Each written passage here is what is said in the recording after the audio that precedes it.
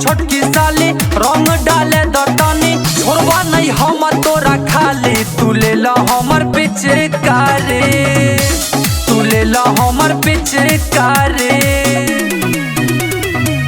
लागेलू अमर पाली गाल रंगे दखाली, लागेलू अमर पाली गाल रंगे दखाली। नीचे डालब तो दी हो गाली। तू ले ला हमर पिचकारी, तू ले ला हमर पिचकारी।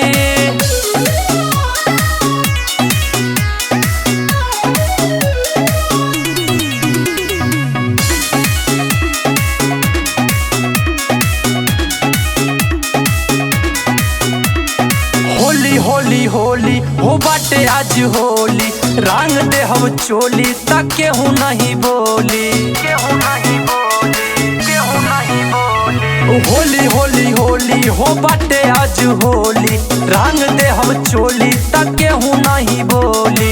पहले से ज्यादा सयान लगतारू, दूध के बनल मक्खन लगतारू।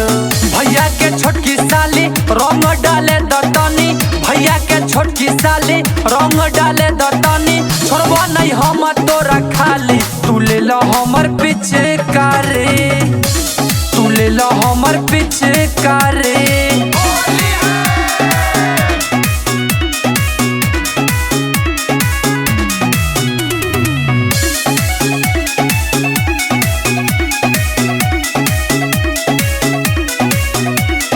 चढ़ते फागुन हमर मन खजुआई, मिल जाला केहू तो देली लगाई, देली लगाई, देली लगाई। चढ़ते फागुन हमर मन खजुआई, मिल जाला केहू तो देली लगाई। आधा घर वाली होला सबके साली, परवीन से देखो विमल से इला जाली।